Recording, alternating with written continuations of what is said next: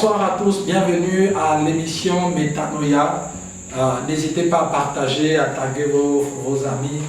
Nous sommes en direct sur YouTube, sur Facebook. Nous prions que vraiment cette parole puisse toucher le maximum de personnes. Gloire à Dieu, et je suis content de vous retrouver aussi nombreux pendant cette émission. Nous sommes en train de traiter un thème important sur une église en pleine mutation. Nous avons besoin d'évoluer dans l'expression de notre christianisme, de notre relation avec Dieu, et cela passe par un changement d'information. Nous en avons besoin. Au vu et au su de tout ce qui s'est passé pendant ces temps de Covid, pendant ces temps d'épreuves personnelles et collectives, beaucoup de personnes ont abandonné la foi.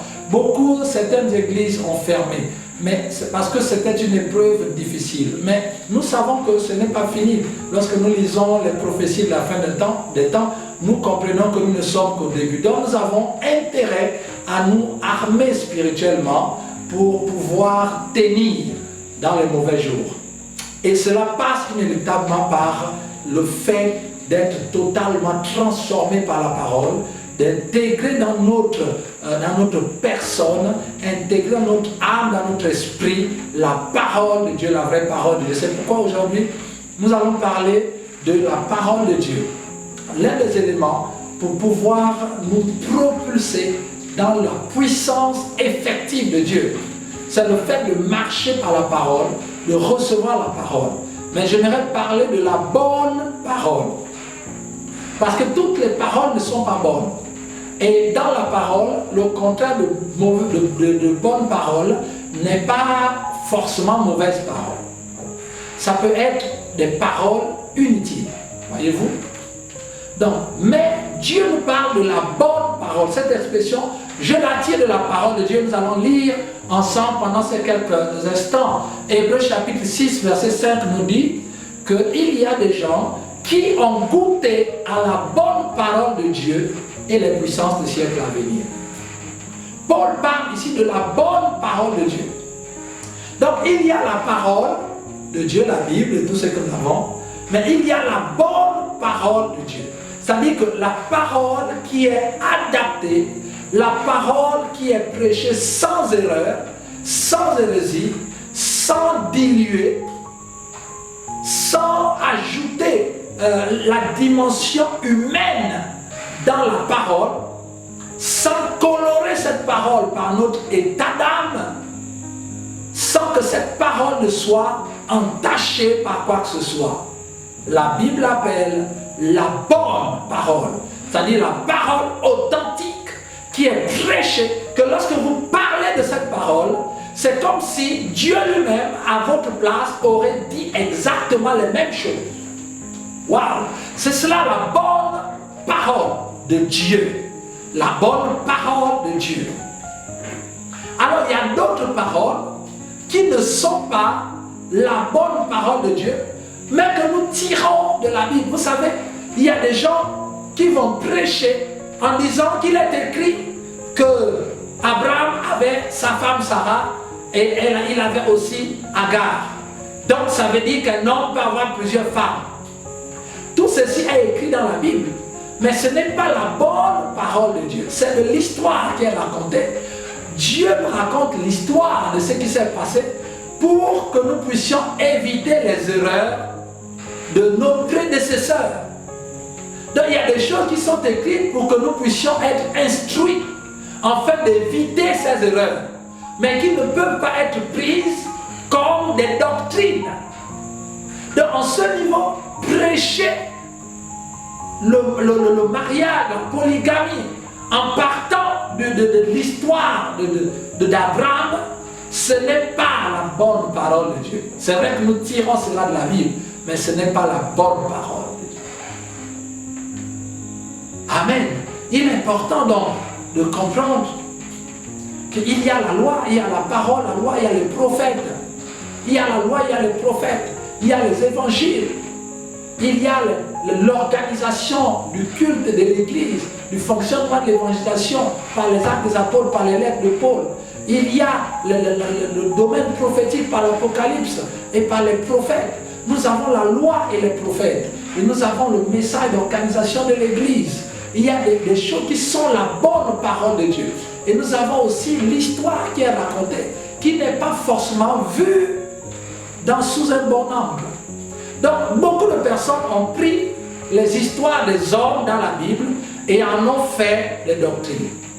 Dieu dit que nous devions goûter à la bonne parole. Amen. Tu dois goûter à la bonne parole de Dieu.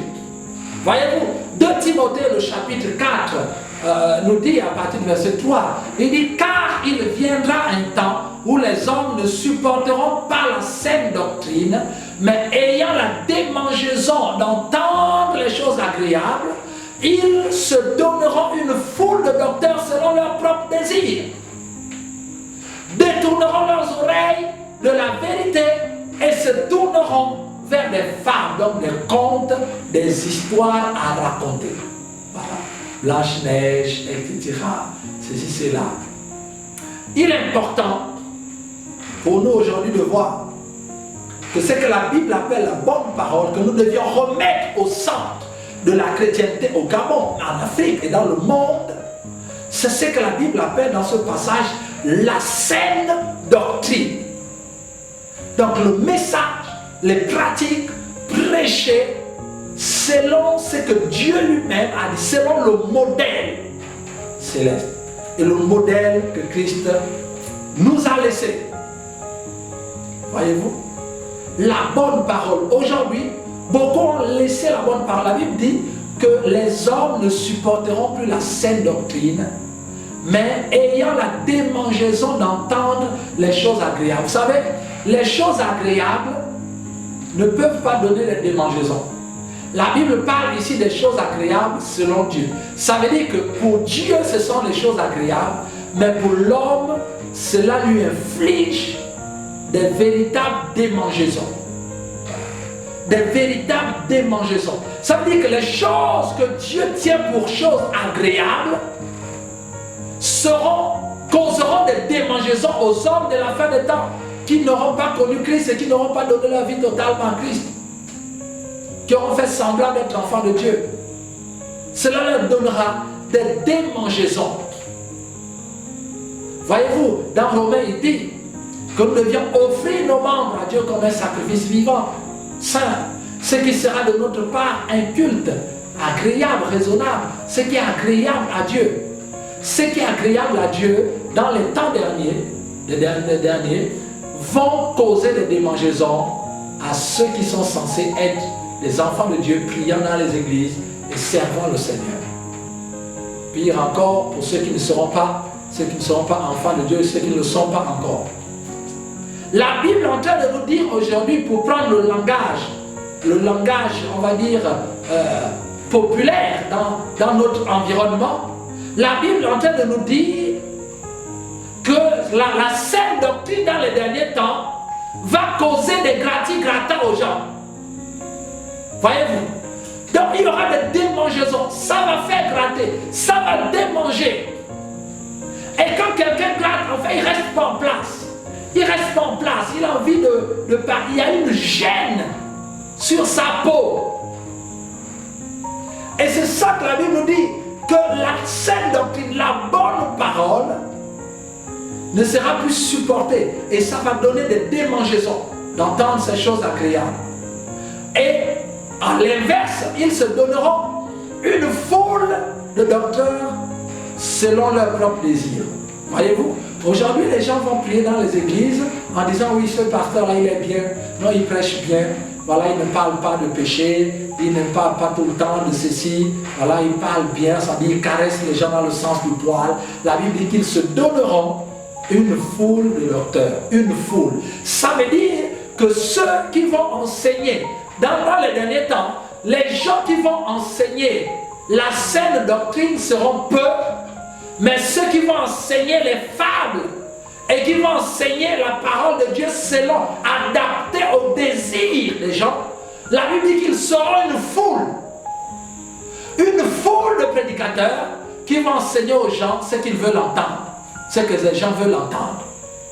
mais qui n'enseigneront plus les choses agréables de Dieu, les choses de la sainte doctrine. Et nous y sommes actuellement. Voilà pourquoi la chrétienté a des problèmes. Parce que beaucoup de ceux qui se disent chrétiens ont abandonné la sainte doctrine, se sentent dérangés, ont la démangeaison de la sainte doctrine et cherchent aujourd'hui les prédicateurs, se donnent des prédicateurs. Aujourd'hui, ce ne sont plus les prédicateurs qui cherchent les membres. Aujourd'hui, on a l'impression que ce sont les membres, les chrétiens, qui adhèrent à un mouvement d'un pasteur, d'un prédicateur. Viens chez moi, dans notre église, là-bas c'est bien. Non, là-bas on prêche trop sur le péché. Quelqu'un un jour m'avait dit dans l'église, mais pasteur, vous prêchez trop sur le péché. Et moi de répondre que ce n'est pas de ma faute. Si Dieu m'inspire à prêcher trop sur le péché, selon toi, c'est parce que vous péchez aussi beaucoup. Si vous arrêtez de pécher, Dieu arrêtera de me dire de prêcher sur le péché. Voyez-vous? Et ces personnes ne supportent pas que l'on parle de la sainte doctrine. Aujourd'hui, les gens ne supportent pas qu'on leur dise que si vous continuez à vivre dans une vie dissolue, vous irez en enfer. Non, les gens n'aiment plus cela.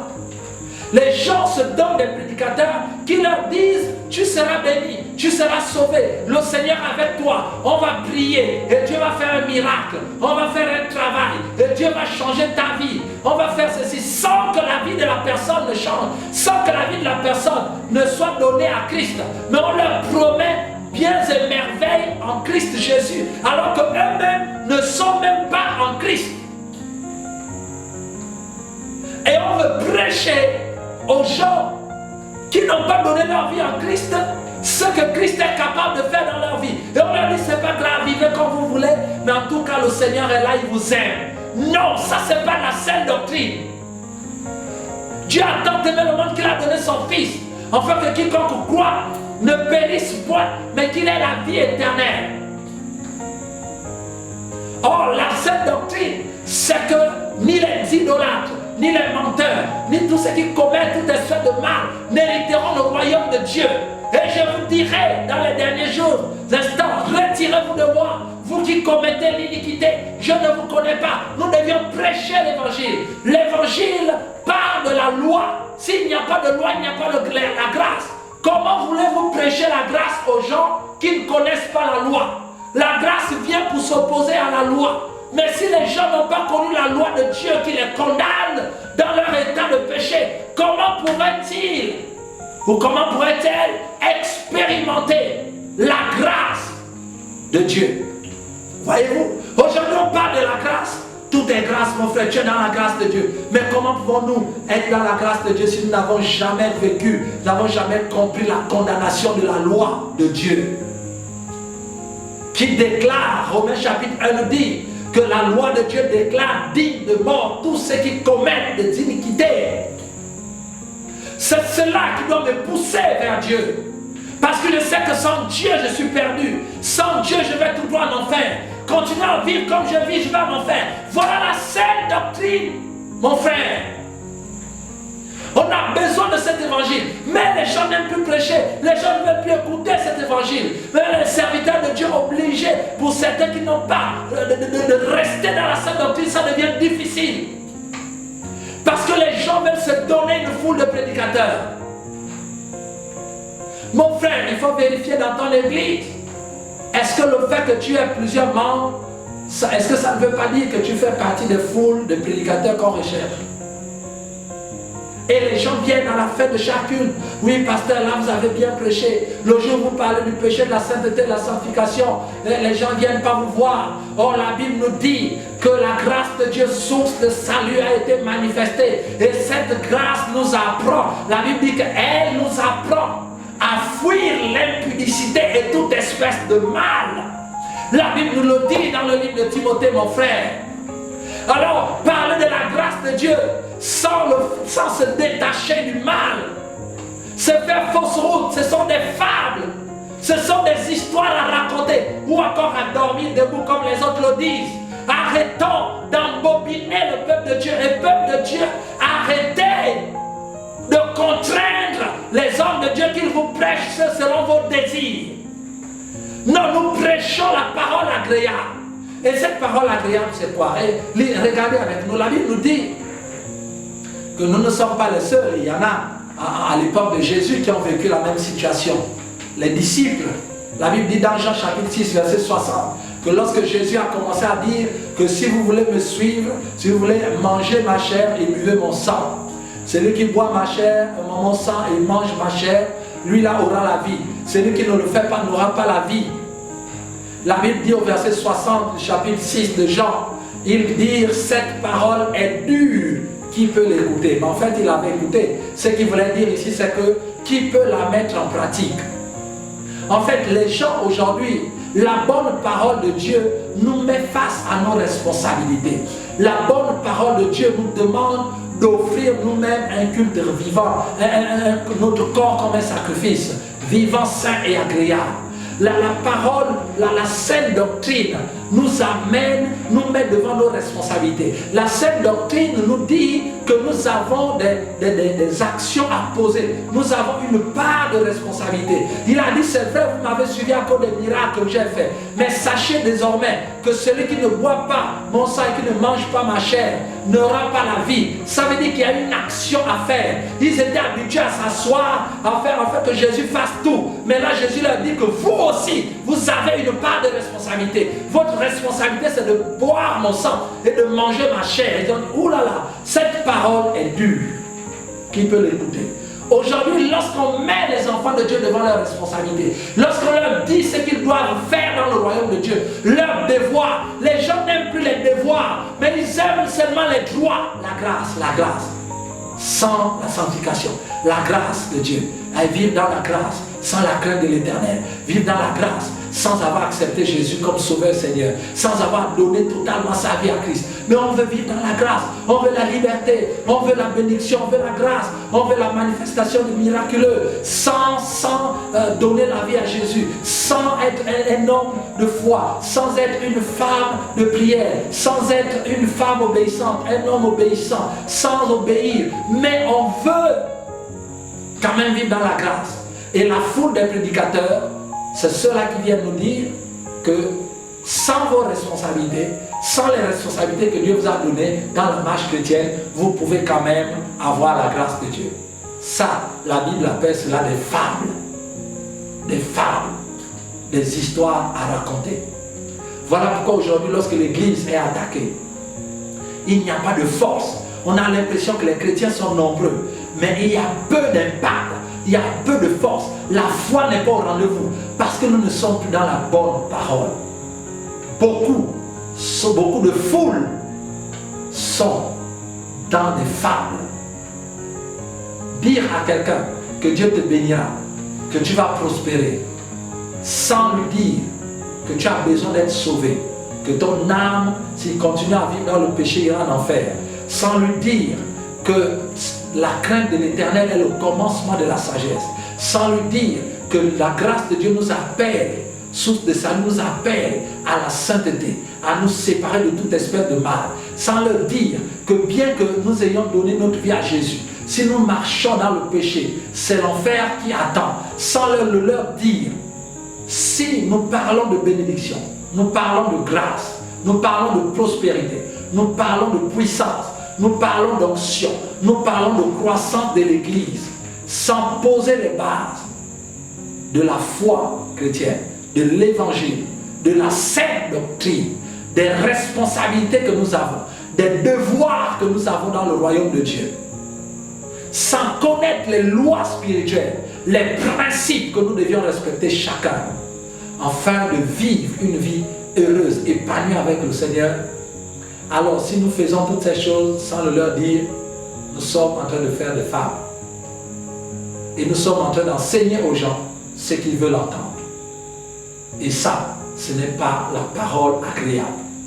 C'est pourquoi nous avons besoin de revenir dans notre nation, afin que Dieu revienne au centre de nos vies et que la puissance de Dieu soit effective. Gloire à Dieu pour ce message.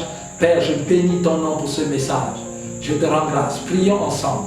Père, que cette parole touche nos vies et que la saine parole, la saine doctrine, la bonne parole de Dieu revienne au centre de la chrétienté et de la pratique chrétienne dans nos vies, dans notre nation, dans nos églises. Étends ta main et que tout ce qui est faux soit détruit. Seigneur, nous te rendons grâce parce que nous assistons à la fin des fables, à la fin des histoires à raconter. Nous voulons repartir à la sainte doctrine, à la parole agréable, à la bonne parole de Dieu dans chacune de nos vies. Sois béni pour cela et sois remercié pour tout ce que tu feras encore dans nos vies. Que toute la gloire te revienne. Au nom de Jésus, nous prions. Amen. Amen. Gloire à Dieu, gloire à Dieu. Et nous nous retrouvons lundi prochain dans la grâce de Dieu, dans la bonne parole de Dieu.